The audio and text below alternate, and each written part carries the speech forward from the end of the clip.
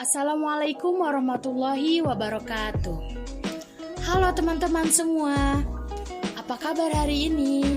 Semoga kalian dalam keadaan sehat walafiat ya. Pada kesempatan kali ini kita akan mempelajari materi tentang kenampakan alam dan keragaman sosial budaya. Tentunya yang ada di Indonesia loh. Sebelumnya kalian tahu nggak sih apa kenampakan alam itu? Dan kalian juga tahu nggak sih keragaman sosial budaya apa yang ada di Indonesia?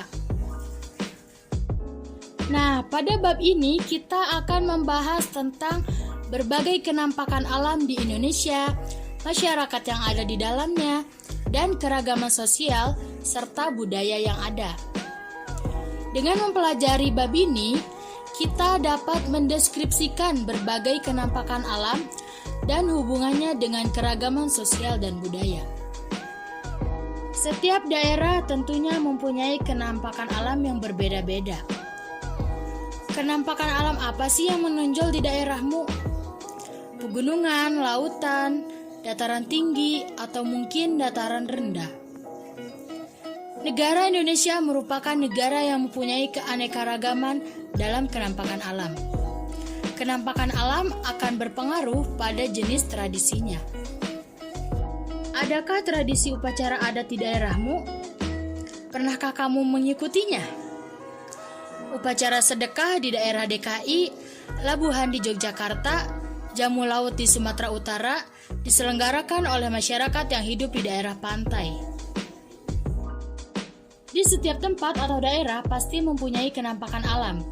Misalnya pegunungan, dataran tinggi, dataran rendah, pantai, dan sebagainya.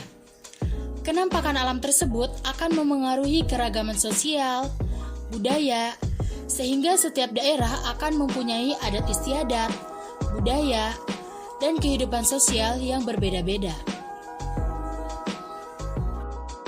Yang pertama ada kenampakan alam di Indonesia.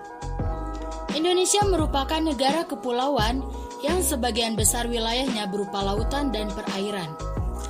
Luas wilayah lautan adalah 2/3 bagian, dan wilayah daratan 1/3 bagian dari seluruh wilayah Indonesia. Wilayah lautan tidak dapat dihuni oleh manusia. Wilayah daratan yang dapat dihuni oleh masyarakat dikelompokkan menjadi wilayah pegunungan, dataran tinggi, dataran rendah, dan pantai. Yang pertama ada pegunungan. Penduduk yang tinggal di wilayah pegunungan tidak banyak, apalagi yang mempunyai ketinggian lebih dari 1000 meter di atas permukaan laut.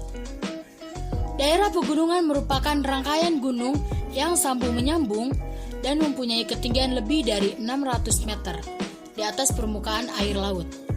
Kenampakan alam di Indonesia merupakan daerah pegunungan. Adapun contoh kenampakan alam di Indonesia yang merupakan daerah pegunungan. Yang kedua, dataran tinggi. Dataran tinggi mempunyai ketinggian kurang lebih 600 meter di atas permukaan laut. Suhu udara yang sejuk di dataran tinggi sangat cocok digunakan sebagai daerah wisata, rekreasi, dan lokasi perkebunan. Contoh dataran tinggi di Indonesia adalah sebagai berikut. Yang ketiga, dataran rendah. Wilayah dataran rendah memiliki ketinggian sampai 500 meter di atas permukaan laut. Wilayah dataran rendah paling banyak dihuni oleh masyarakat, karena wilayah ini merupakan pusat kehidupan manusia. Berbagai jenis aktivitas seperti kegiatan ekonomi, sosial, dan budaya dilakukan di wilayah ini. Dataran rendah yang sangat luas terdapat di pantai timur Pulau Sumatera, Pulau Kalimantan bagian selatan, Tenggara dan bagian barat, serta Papua bagian selatan. Sedangkan dataran rendah yang sempit terdapat di pantai utara dan selatan Pulau Jawa. Yang keempat, pantai. Pantai merupakan daerah perbatasan daratan dengan lautan. Penduduk yang hidup di sekitar pantai jumlahnya tidak banyak. Pada umumnya, penduduk pantai memiliki mata pencaharian sebagai nelayan. Wilayah pantai banyak digunakan oleh objek wisata. bisnis penapan, dan restoran. Yang kelima, perairan darat. Perairan darat terdiri atas sungai dan danau. Sungai dan danau memberikan manfaat yang sangat besar dalam kehidupan manusia. Misalnya, sebagai sarana transportasi, irigasi, pembangkit tenaga listrik, dan sebagainya. Beberapa danau dan sungai besar yang terdapat di Indonesia sebagai berikut. Selanjutnya, kenampakan alam dan sosial budaya. Tadi kita sudah membahas kenampakan alam yang ada di Indonesia. Sekarang kita akan membahas sosial budaya yang ada di Indonesia. Kenapa sih kita akan membahas tentang sosial budaya? Ada yang tahu? Nah, jadi karena Indonesia ini beraneka ragam suku, budaya, sehingga sosial budaya di daerah-daerah tertentu itu berbeda-beda. Adapun pengaruh dari kenampakan alam dan sosial budaya.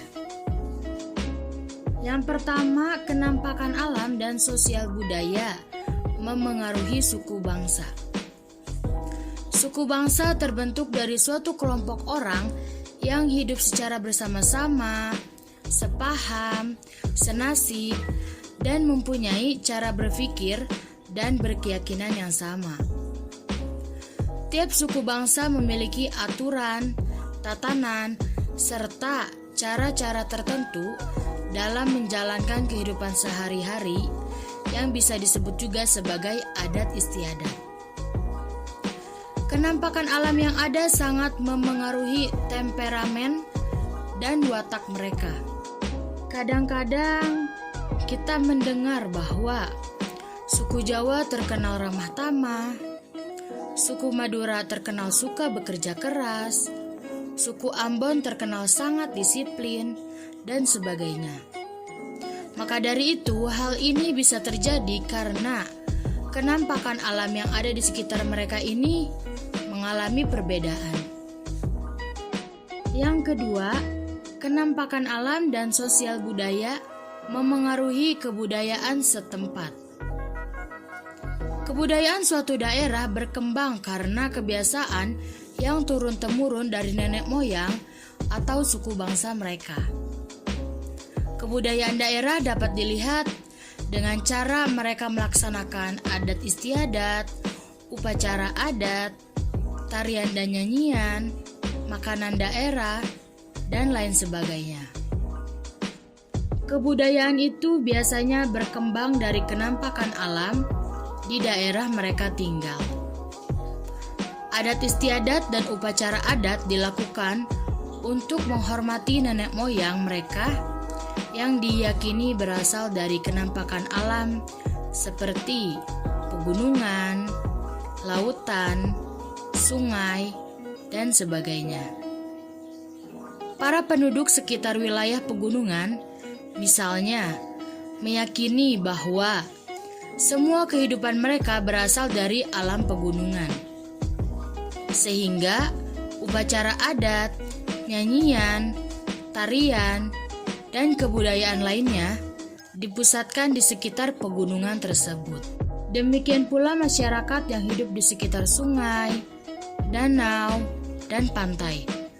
Upacara adat, nyanyian, tarian, dan makanan khas mereka menunjukkan ciri khas kenampakan alam di sekitarnya.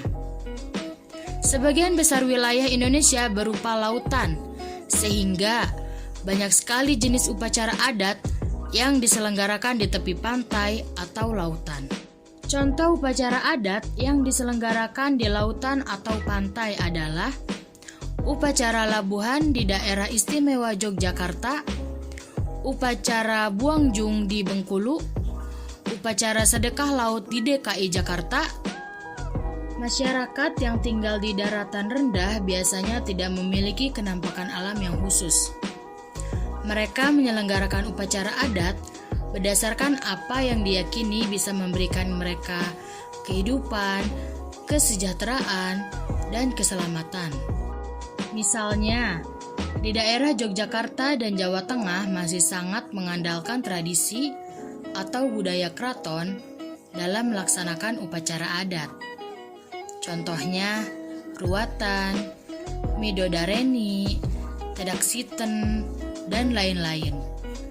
Sedangkan masyarakat yang tinggal di pedesaan sangat mengandalkan potensi berupa sawah dan ladang untuk kehidupannya, sehingga mereka sering menyelenggarakan upacara adat seperti sarentaon, bersih deso, dan lain-lain setelah panen tiba. Hal itu merupakan wujud rasa syukur pada Tuhan Yang Maha Esa. Yang ketiga, kenampakan alam dan sosial budaya memengaruhi kehidupan sehari-hari. Upacara adat, nyanyian daerah, tarian daerah, dan berbagai macam kebudayaan daerah saat ini sudah jarang dilaksanakan. Masyarakat hanya mengambil beberapa kebudayaan yang sesuai dengan kehidupan sekarang. Namun, di daerah-daerah pedalaman, berbagai bentuk adat istiadat dan kebudayaan masih merupakan hal yang wajib dilaksanakan. Di daerah kalian tinggal, apakah masih sering diadakan upacara adat? Apa saja bentuk upacara adat tersebut? Apabila dilihat dari bentuk kenampakannya, masyarakat dibedakan menjadi dua. Yang pertama itu masyarakat pedesaan, dan yang kedua itu masyarakat perkotaan. Masyarakat perdesaan.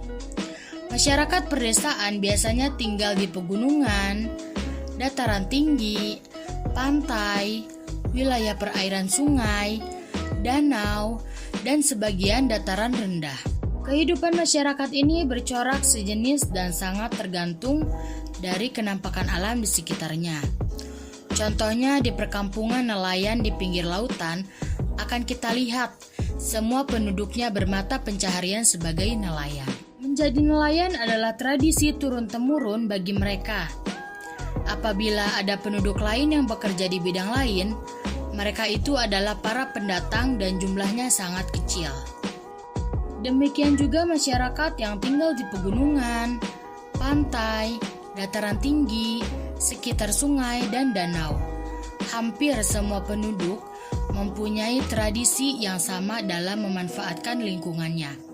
Bahkan kadang-kadang ada beberapa daerah yang sulit untuk menerima perubahan dan pembaharuan dari pihak luar. Ciri yang paling menonjol dari masyarakat perdesaan adalah kekeluargaan dan gotong royong. Mereka beranggapan bahwa tetangga mereka adalah keluarganya sendiri. Kadang-kadang perkawinan dilakukan antar penduduk itu sendiri. Kelemahan dari masyarakat ini biasanya sulit menerima pembaharuan dan perubahan. Sangat kuat memegang tradisi, meskipun kadang-kadang sudah tidak sesuai dengan perkembangan zaman, serta kurang mengutamakan pendidikan. Masyarakat perkotaan. Masyarakat yang hidup di perkotaan sangat beraneka ragam yang terdiri atas berbagai suku bangsa, golongan, dan agama. Masyarakat perkotaan sedikit mengandalkan kenampakan alam dalam kegiatan sehari-hari. Pada umumnya mereka berhubungan dan bersosialisasi dengan pihak lain karena mempunyai kebutuhan yang sama. Masyarakat perkotaan menempati wilayah dataran rendah, sebagian dataran tinggi, dan sebagian daerah pantai. Umumnya, kehidupan mereka sudah modern dan sangat individu. Masyarakat perkotaan jarang menyelenggarakan upacara adat karena mereka terdiri atas berbagai macam suku bangsa dan agama. Karena sifat kekeluargaan dan gotong royong dalam masyarakat perkotaan sudah menipis. Kekerabatan dan komunikasi hanya berdasarkan pada kepentingan yang sama, misalnya kepentingan bisnis, untuk kepentingan pekerjaan, dan lain sebagainya. Masyarakat perkotaan mudah menerima kemajuan teknologi, perubahan, pembaharuan, serta kesadaran untuk mengenyam pendidikan sudah tinggi.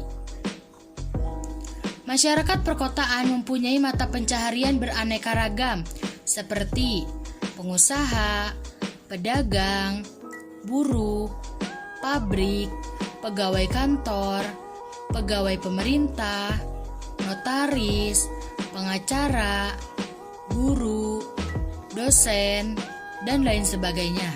Jadi, kesimpulan pada materi hari ini, Indonesia memiliki kenampakan alam yang beraneka ragam. Apabila dikelompokkan secara garis besar, kenampakan alam terdiri atas pegunungan, dataran tinggi, dataran rendah, perairan darat, dan pantai. Kenampakan alam sangat berpengaruh terhadap kebudayaan masyarakat setempat, adat istiadat, kebiasaan, dan pola hidup masyarakat biasanya berpusat pada kenampakan alam yang ada. Berdasarkan kenampakan alam yang ada, masyarakat dapat dibedakan menjadi masyarakat pedesaan dan masyarakat perkotaan. Mungkin cukup sekian pemaparan materi yang dapat saya sampaikan. Mudah-mudahan teman-teman semua dapat memahami apa yang tadi sudah saya jelaskan. Cukup sekian dari saya, kurang dan lebihnya mohon maaf. Wassalamualaikum warahmatullahi wabarakatuh.